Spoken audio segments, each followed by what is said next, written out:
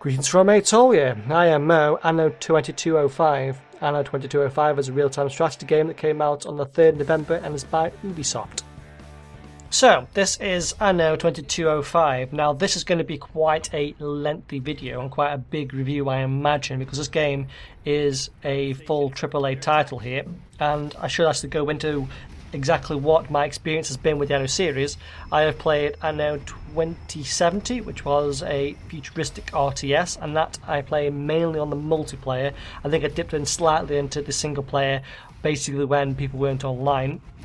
I have played the other one, which is 1440, I think, or something like that. Not very much, but I did play for a couple of hours. So I have some experience with the other games in the series of this. Now, this game here is very much a single-player experience. There is no multiplayer anyway, but it's not even like you're drastically going against the computer either. It is very much focused on the idea of a single-player RTS. So, this is still a PC application, so I'm going to go to the options menu. However, by the way, during the course of this video, if you hear random banging, don't go posting in the comments. I'm recording this on the 7th of November, and the 5th was like 2 days ago, so people are probably going to let off fireworks. Nothing I can do. So the options menu is, as with a lot of Ubisoft games recently, is superb. Absolutely superb. So we've got video settings with pretty much everything you'd ever want. It'd be nice to know what graphics quality actually meant, but it's nice that it's here at least. Almost all my gameplays happen with high as a note.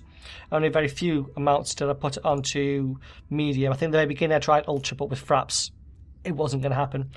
You got VC text quality. Good options menu here. Also, my favourite option, by the way, here is window full screen. If a game offers me that, I so much want to go hug the developers because I have 2 screens and I like having window full screen. Audio settings, superb. You know, everything you'd want. Key bindings, all keys fully rebindable. Now, one thing that did happen here is they had the camera on the arrow keys, not on WAS and D. I prefer on WAS and D, which did make it a little bit slow for me to be able to do things, clicking around it a bit more than I would normally, but I just prefer WAS and D. Got a few gameplay options, like the autosave stuff and subtitles and stuff. And other than that this is all perfectly fine. However, this options menu is very good. As a game in general, I had it on VSync all the time because I personally am recording at 60 frames per second anyway for YouTube. It stayed at 60 pretty much all the time, even with fraps on. Occasionally when you're loading up other areas it goes a bit lower, but not really. Let's go into it, shall we? So, this Anno game occurs over basically 4 standalone maps. And the first one is the Temperate one, which is down here. And then you've got the Arctic one over here. And then you have your Moon one over here. Now, you don't get these all in one go. You happen to get these as you go through the game. Now, I'm going to tab out a second so the colour might go a bit weird. Okay, I've tabbed out so I can tell you that I spent about 6 hours and 40 minutes in this Temperate area, about an hour and 40 in the Arctic, and about an hour on the Moon. Now, the reason I'm telling you that there is because I have particular criticisms with the Arctic. So it's nice to know that exactly how much you spent in each area for that particular reason. And I spent about 3 hours doing the battling over here. So I'm going to let's hop into this one over here, shall we? Now, we might notice that this game is about to crash in sort of frame rate issues and all that jargon. That's just what happens when I'm using fraps during the course of this thing. When you actually don't use recording software, it's fine. Now, this game over here, there are no trade routes because each individual map, you are individually on there. You're individually on this map here or this map here. You don't see the computer on there, apart from one island which gives you missions. So, what happens is instead is you just have numbers that attribute to different, let's go into it, shall we? Different resources. So if I go down to here to my overview over here, we can see that I have a surplus of 40 bioresins and I have a surplus of 4 wine, and that's just how much that can be used instantly. There is no transportation of these things. It doesn't need to go to a warehouse or into a factory. It is just the entire thing, and that is very good, by the way, because the previous game was I suppose the previous game was a completely different type of thing, but the previous game really had you transporting things over the sea, and you had to wait for that to happen, and you could have production stop purely because the boat was a little bit too slow.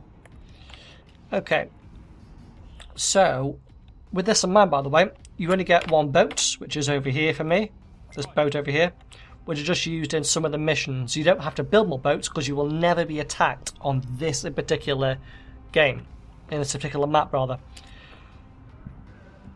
So, the game, other than that there, is pretty much the same, other than not being attacked here, essentially. You build your workers, the workers stay in these houses, and they will demand things. Workers will demand their stuff, which is organic food. Essentially, all you do is you go and you build. I've got a bunch over here. Some organic food makers. And you build some water places on the sea locations. And what's the third thing they need? Is information.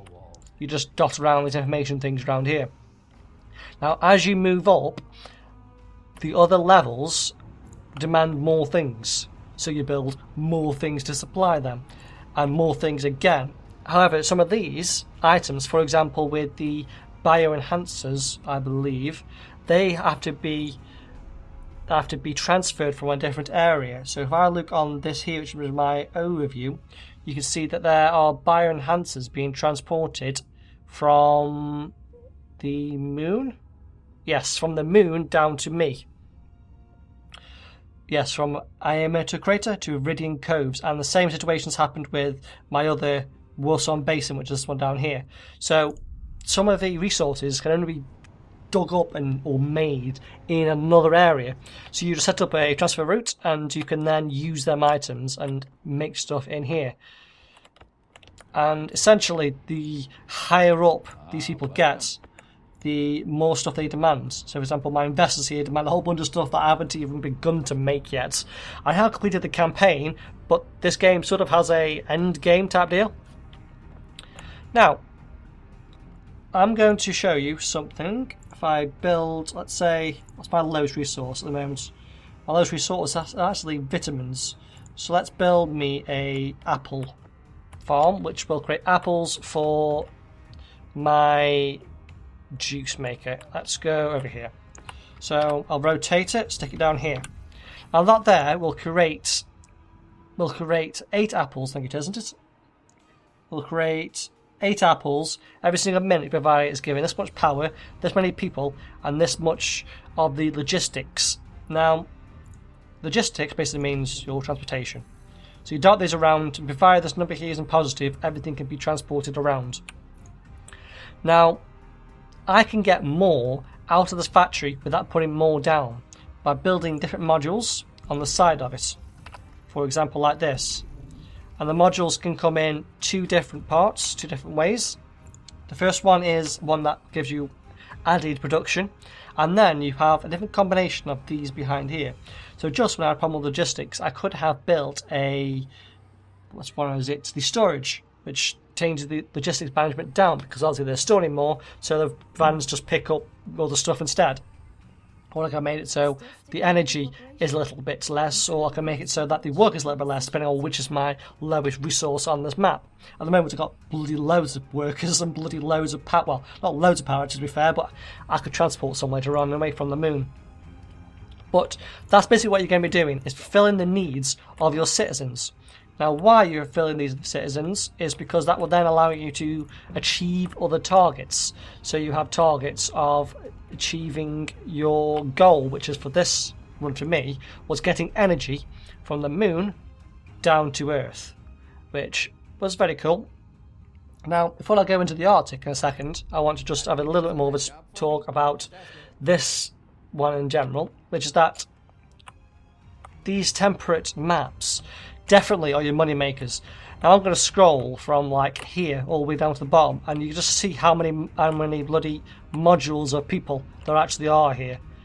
Freaking loads is the answer, because one of the requirements was to have a surplus of 50,000 credits up there, and I happen to figure out, okay, I have a whole bunch of space, I'm just going to build a bajillion people.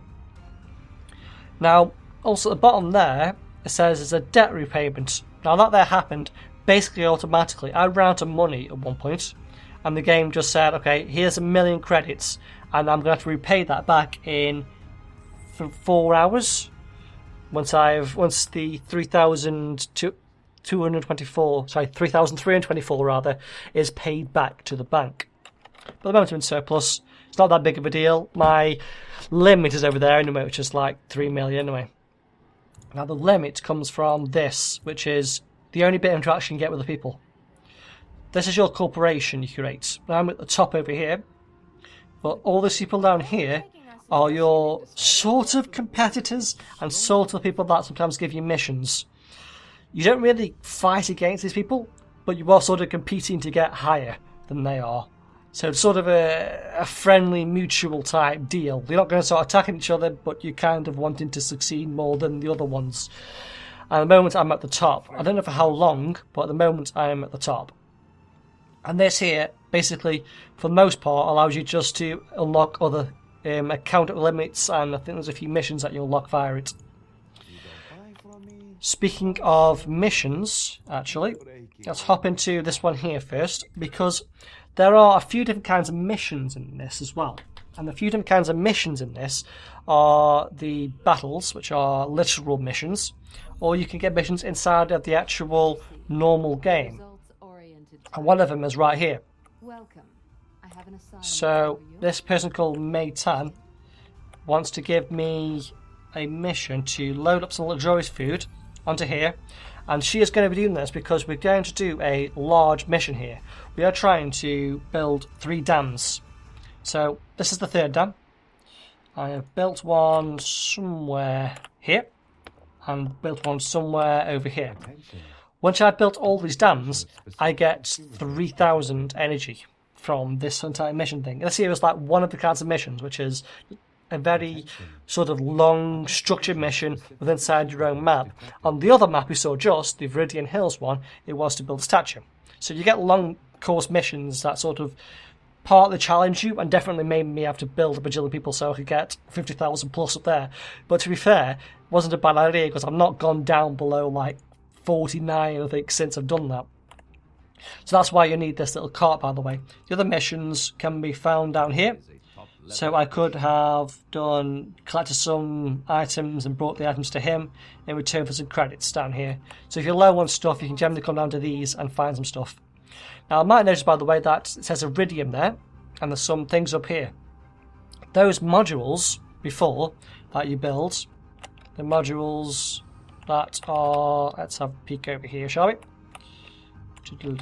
Let's have a peek over here. These modules over here generally cost some resource that comes from the very top of here, and they vary from place to place. Here it's generally graphene you need to build more modules. So you can't just build these willy-nilly. You have to find these resources over here, and you find them sometimes from corporation upgrades, sometimes though, or most of the time, from the battles. So our guy now is going to have to bring these items back, I think, isn't he? Nope, he hasn't even brought them yet. Come on, pick them up for me. Oh, you have already. Roger. Okay, take these back for me, shall you? And we're going to go over to the Arctic, because I think I've said everything I need to say on the Temperate. Now, I said I'll split up the times between them all. That's because 1 hour 40 I spent on the Arctic, and the Arctic, along with the moon, really aren't the places to build a hell of a lot of people. Most people live on Earth. And the reason being that the Arctic, you have to build in mind with the idea, let's find a place for some people, shall we? The idea of heat. And that means you have to build in this way. So my little buildings here, see this line here, goes around here, that's the heat. So you have to build the people right next to the machines, which means you can't really build in mass because you're trying to pack in the people next to your machines, and none of this stuff slots together. Remember a previous game I reviewed called Big Pharma where things didn't slot together? This is kind of like that as well, but things don't quite slot together, I guess on purpose, so you can sort of figure it out. Now this here is the way you're supposed to do this, is you're supposed to sort of stick machines right in the middle so you can maximise this outline and get the maximum amount of people out of your area. However, I think my first one was this one over here, was it? Yes, where I sort of did not build properly. Oh no, this one over here rather, where I did not build properly. I was still building in this sort of segmented section thing base here. So what ends up happening is you're putting down machines that you don't really need, but still take out resources. And this is my problem with the Arctic. I would like, preferably, just something I can burn energy on, or just something I can burn energy on, or something on, like the shield in the moon, that just produces heat. Because otherwise, you end up putting loads of these progression chambers down, just so that you can bloody have the people be warm. However, the Arctic is not a terrible place, really, a terrible idea to do stuff in, because you do get some nice resources from here, and it does switch up the idea of energy. You get energy from inside the ground, not in the water, which is definitely the major change. Ooh, I've just found the last oil. That was another mission for this one. I never did the missions in this one either, which is might be why I'm on 1 hour 40. Ooh, that's the last one. The missions are for basically this sort of, is it this Russian guy here?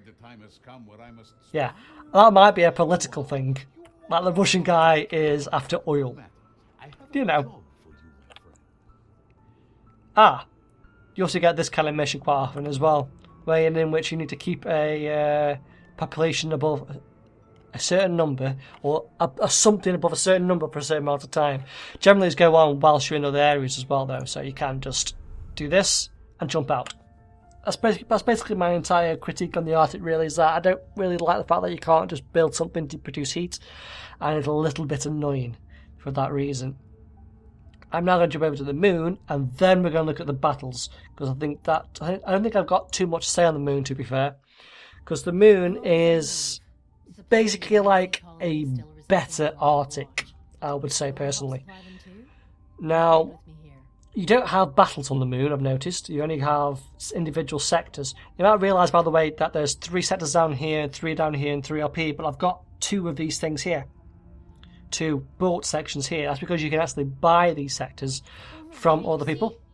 So I could buy her sector from her quite easily, because I have a level above hers, and I have more than 1,727,490 credits. I have like 3 million. So I could essentially buy her out. I don't remember who actually used to be here, to be fair. So I don't think I know whether people still count on this corporation thing. It looks about the same, though. So, this is the moon. Now, the moon looks very different, but it's very much the same. Count everything above a crater as basically the sea, and it's simply the same as the Arctic, because you're going down, not onto land. Now, you have very similar people. You have very similar mines. Basically, the game just continues on in the very much the same way. However, the thing that I really like about Project Stage 1, I finished something, obviously. The reason why this one is slightly better, in my opinion, than the Arctic is that you can build these. They're called shield protectors. So you see that line that's now moving there? You can build these, plop them down, and that will protect this area. I would like something like that will just produce heat in like a large area, so I can just have a lot of people down the Arctic. But maybe it's not really meant for that. Maybe the Arctic is just meant for having a few people down there just to keep things ticking over, but it would be nice. So you have to protect this place with shields all the time, because you get meteors coming down, and these basically use up a bit of energy, a bit of manpower, and they obviously cost credits. One thing to keep in mind, by the way, with the costing credits and things, is that you can move anything at any time, even the modules, and you can delete anything at any time, and it will give you back what it costs to put it down. So this is going to give you back 50,010 of the, titanium plating, and it costs that, exactly. So keep in mind that you don't have to worry about mistakes too much, and you don't have to worry about your population being promoted too much, because by default the automatic promotion's off, so you can just choose which ones you think you want to actually promote for, you know, how much you think you actually have to keep them satisfied when they go from miners to officers, for example. So that was a bit of an odd point, to be fair. What I'm trying to say is that you don't have to be so rushed, which is how I felt with Anno 2070. Yes, 2070. You don't have to be rushed. There's no automatic promoting unless you want it on. So you can choose exactly who you want to when you think you've got the resources. You don't have battles occurring in these situations here. You're basically only kind of competing against these. And for that reason, it makes this next section, I would say, a little more simplified, but I kind of prefer it anyway. So now we're going to go to the third section, which I spent about 3 hours on, which out of the course of the whole 12 hours is only, you know, about a quarter, but we're going to do some battling. And for the purpose of me talking over this, we're going to choose advanced and not the expert level, because I want to be able to talk and be able to actually not die. So the battling then occurs on these 2 maps. Now, they do vary, I think, between 1 or 2 different layouts. So there's this one here, which is one in which you need to go into individual locations. Like that little place there that zoomed around. I'm now going to have to go over there and clear the area of people. I think I have to do that with 2 different towers. I think experts have to do it with 3 different towers. That's the first kind of map on this one. The second kind of map is you just have to save a cargo ship.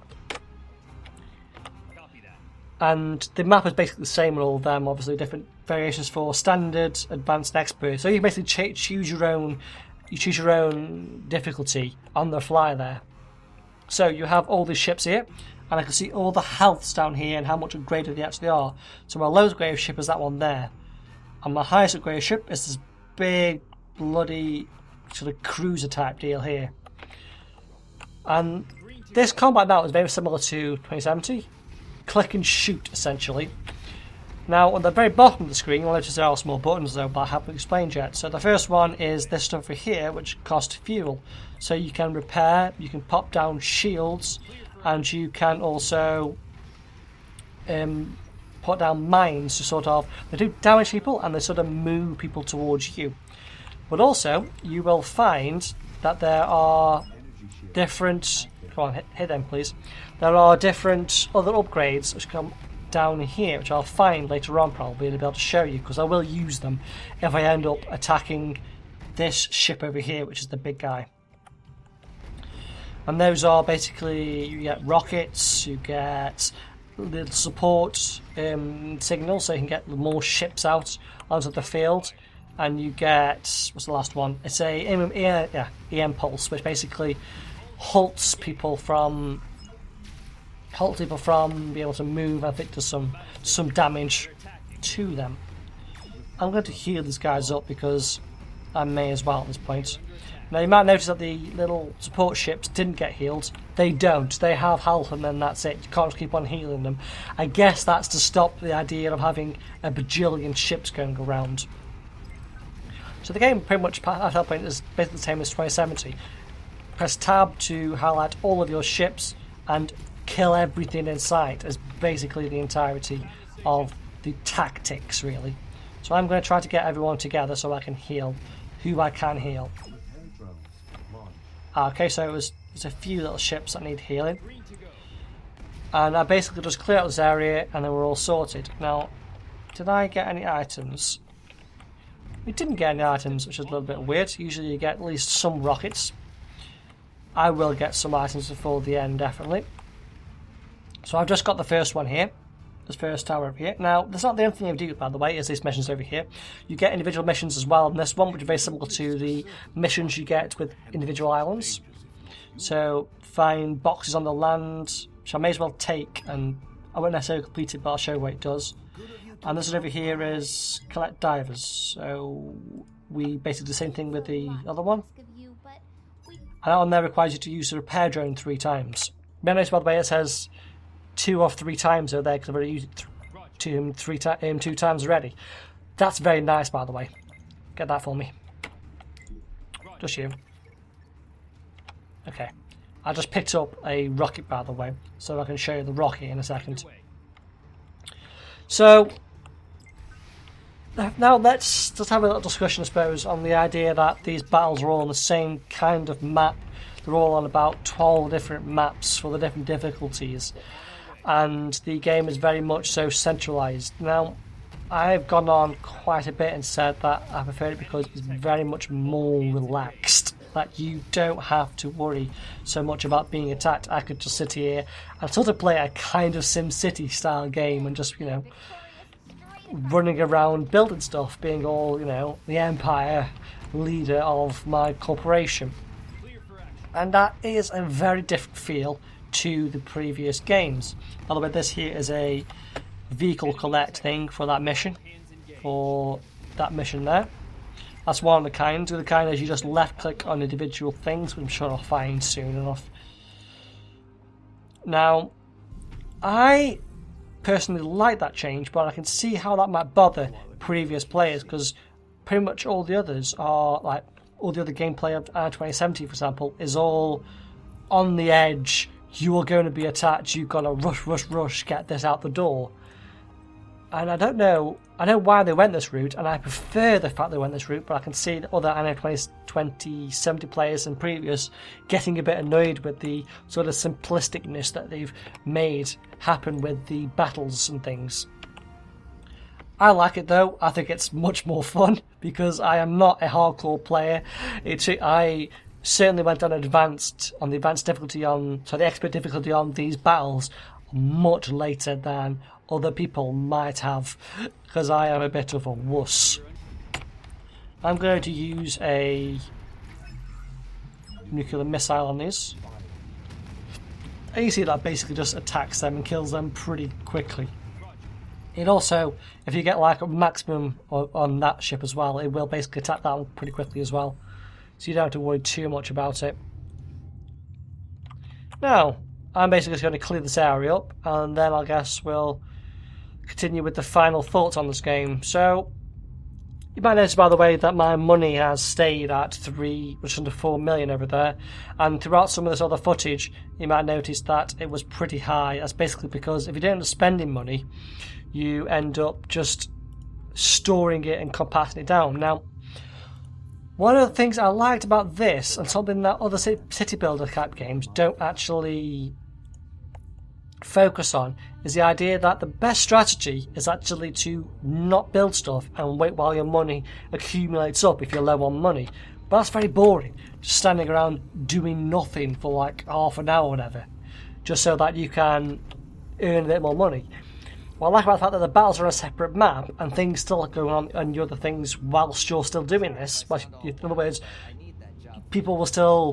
workers will still move into your accommodation on the other maps, even though you're battling, is that you can, let's say you're low on cash, but you've got a surplus of money, go do a few battles, come back, and you've got, well, in my case, you probably have about 120,000, because we're getting 62 every single, how much time this takes to tick over. So, one last thing on the battles, by the way, is that at the end, you basically get this, which basically rewards you with magnetite, which helps you on the moon. Petrochemicals helps you in the Arctic. Graphite helps you in the temperate areas. Iridium, I can't remember. I think that's in the temperate area, but I've had 99 for like so long that I can't even remember which one to use it for, because I've never been low on it. But sometimes when I'm low, I'll go do a few battles. So, you see before I said that my ship has been upgraded fully. You upgrade it on here, and essentially every single level, you either get another boat or you get another upgrade. So I'm able to upgrade the ship here, which generally is for credits. I'm going to upgrade it. So, this is Anno 2205, and I had high hopes when I saw the trailer and what they were trying to do, because I quite like 2070. And I really like this. I find it difficult really to find too many criticisms. I mean, it is a little more simplistic, and it is definitely a little bit easier than the previous ones, but I just found it so fun to play. So let's have the ending thoughts, shall we now? So let the guitars play, and I will say that Anno 2205 is much more relaxed than the previous games in the series. However, because of that, I enjoyed playing for much more and for longer. Anno 2205 is on Steam, and you play for $65 or £50 or €55. I'll catch you next time. Goodbye.